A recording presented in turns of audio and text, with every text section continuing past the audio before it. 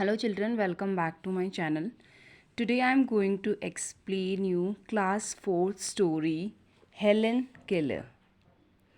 So today I am going to explain you this story in Hindi. So let's get started. It was the summer of 1880. 1880 के summer की बात है. A healthy baby girl was born in a small town in Alabama. एक बहुत स्वस्थ, healthy means होता है स्वस्थ, बेबी गर्ल पैदा हुई एक स्मॉल टाउन में जिसका नाम था Alabama. Her parent loved her dearly and named her Helen Keller. जो बच्ची पैदा हुई थी उनके पेरेंट उसको बहुत प्यार करते थे और उन्होंने उसका नाम रखा Helen Keller. But one day the baby became ill. तो एक दिन क्या हुआ, जो बेबी है वो क्या हो गई, बीमार पड़ गई. And day after day her fever stayed high. और दिन प्रतिदिन क्या हुआ, जो उसको फीवर है वो बढ़ता ही गया. Everyone in the family tried to help her to get better. उसकी फैमिली में जितने भी लोग थे उन्होंने ट्राई किया कि उसको अच्छा कर सके, बेटर कर सके. But all they could say was there is nothing more we can do. But end में सभी ने यही कह पाए कि हम इससे ज़्यादा और कुछ नहीं कर सकते. There is nothing more we can do. The baby may not live.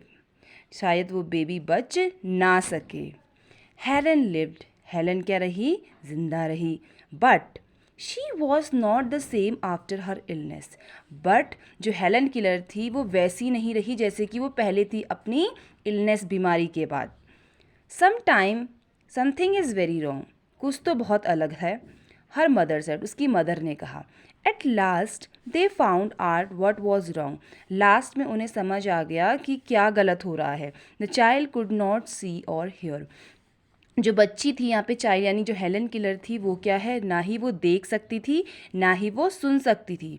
जो इलनेस यानी जो बीमार वो पड़ी थी जिसमें उसको बुखार आया था, उसके बाद जो भी उसके संग प्रॉब्लम आई उसमें क्या हुआ कि ना वो सुन पा रही थी ना ही वो देख पा रही थी ना ही वो सुन पा रही थी. The baby grew into a little girl.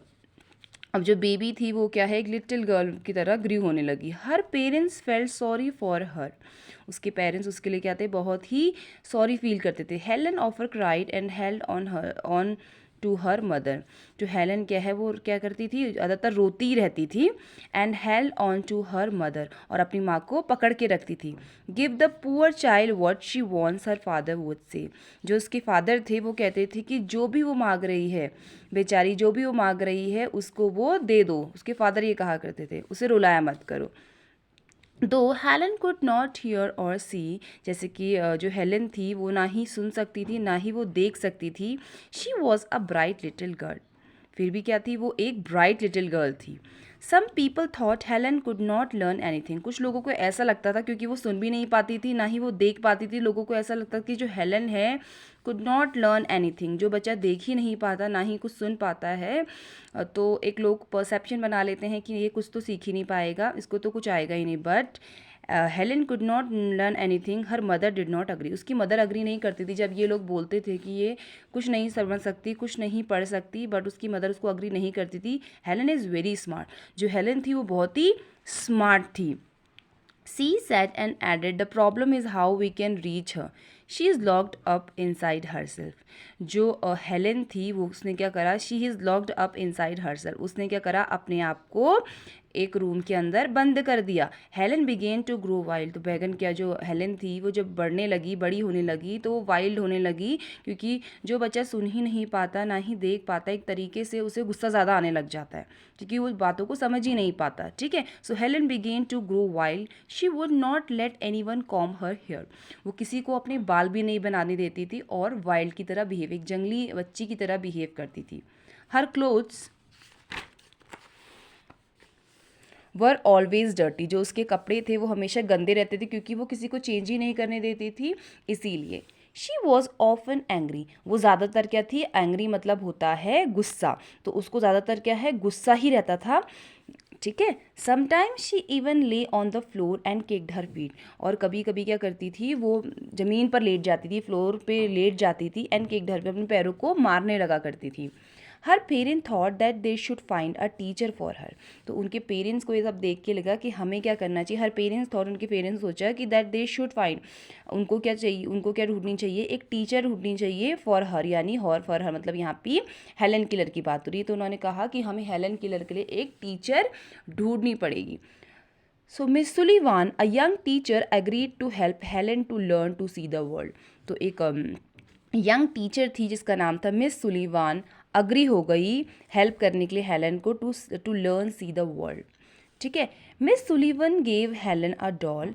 Miss Sullivan ने कहा, क्योंकि जो सुन नहीं सकता, जो देख नहीं सकता, उसको तो हम बोल के या दिखा के कुछ सिखा नहीं सकते। तो हेलन ने क्या किया, miss Sullivan gave Helen a doll. Miss Sullivan ने हेलन को एक डॉल दी, DOLL स्पेल डॉल। और उन्होंने क्या किया, हेलन के हाथों से क्या लिखा, जैसा हम ऐसे लिखते हैं ना, DOLL डॉल लिखा।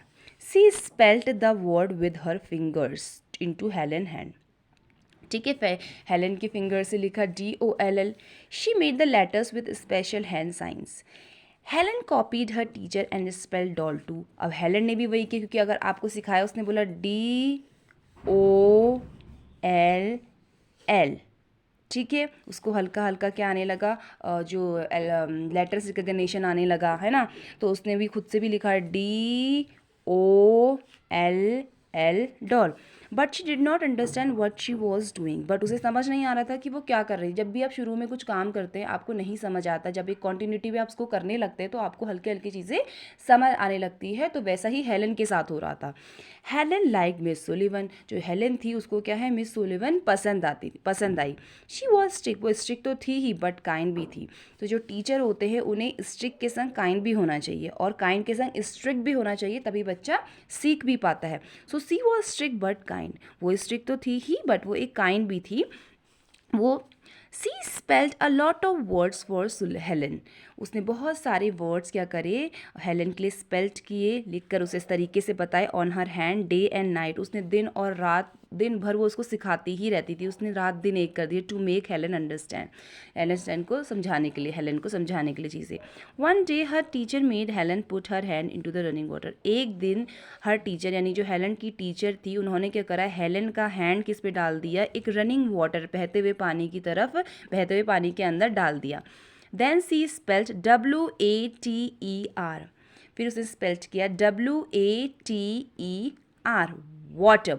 सडनली हेलन अंडरस्टूड, जो हेलन थी वो समझ गई that WATE water mean something wet. वो समझी कि जैसे कि आपको पता है कि जो मिसेस सुलिवन थी, उन्होंने स्पेल किया WATER। सडनली हेलन, जो हेलन थी वो तो इतने टाइम से सीख रही थी, उसे समझ आ गया कि that water mean something wet. उसको जो वाटर है वो क्या है, कुछ एक ऐसी चीज़ है जो गीली है। Running over her hand, she understood that words were the most important thing in the world. वो समझ गई कि जो शब्द होते हैं वो क्या है, सबसे मोस्ट इम्पॉर्टेंट थिंग है इस दुनिया में। क्योंकि आप जब किसी को, कोई भी चीज़ अगर आप देखते हैं अपने आसपास, हर किसी का नाम है। अगर आप किसी का नाम ही नहीं हो तो आप कैसे समझाएंगे किसी को, राइट। तो उसने बोला वर्ड्स क्या है, सबसे इम्पॉर्टेंट थिंग है इस पूरी दुनिया में। ठीक है, अगर आपको मम्मा से कुछ चाहिए होता है तो आप क्या बोलते हो, मम्मा वो ला दो, या मम्मा मेरे लिए एप्पल ला दो, मेरे लिए बनाना ला दो। तो हर एक चीज़ का क्या है, नाम रखा गया है। ठीक है, चीज़ों को समझने के लिए। So words are the most important thing in the world, बहुत ही इंपॉर्टेंट है। Words would tell her everything she wanted to know. ठीक है, तो words would tell her, words क्या बताते हैं, everything she wanted to know, जो भी हम चाहते हैं उसको लेके हमें बताते हैं। ठीक है, so I hope you all understood this story. अगर एक्सप्लेनेशन अच्छा लगा है तो कर दीजिए like, subscribe and also the bell icon to see my every updates. See you till then, bye.